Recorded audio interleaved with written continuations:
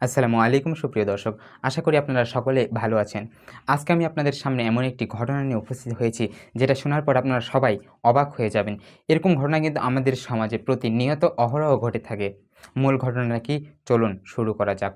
স্বামী প্রবাসে আজ ৩ বছর, কিন্তু গত বৃহস্পতিবার তার স্ত্রী একটি পুত্র সন্তান জন্ম দিয়েছে। সবার মনে প্রশ্ন জাগে, এটি কিভাবে সম্ভব?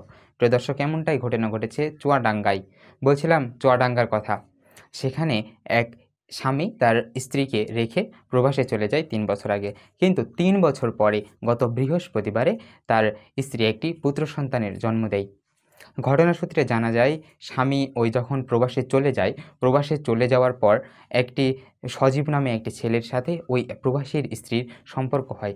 বন্ধুত্ব বলতে পারেন, একরকম বন্ধুত্ব হয়, আমরা যতটুকু পর্যন্ত ঘটনা সূত্রে জানতে পেরেছি।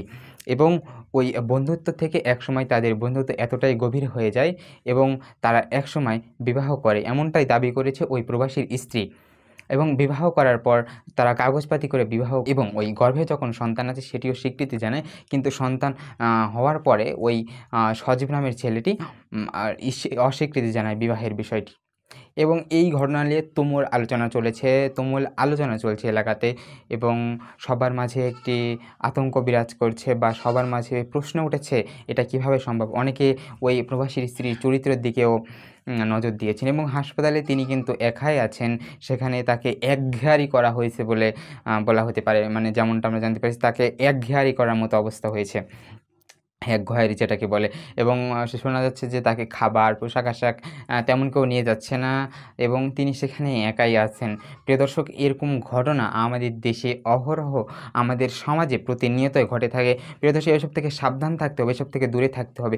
কেন আপনি যাবেন? কেন একজন আপনার স্বামী থাকতে আপনি আরেকজনের সাথে সম্পর্ক করবেন? প্রিয় দর্শক, এমনটা কিন্তু ঠিক না। ইসলামী দৃষ্টিকোণ থেকে এসব সম্পূর্ণ হারাম। এসব আপনার পরিবারের ক্ষতি, আপনার ক্ষতি, আপনার স্বামীর ক্ষতি, সকলের ক্ষতি।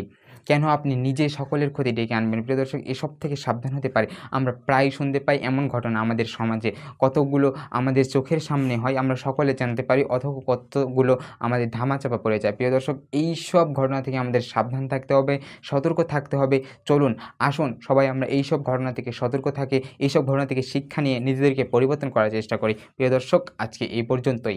দেখা হচ্ছে নতুন কোনো ভিডিওতে আরও এক সত্য চাঞ্চল্যকর তথ্য নিয়ে। ততক্ষণ পর্যন্ত ভালো এবং সুস্থ থাকবেন।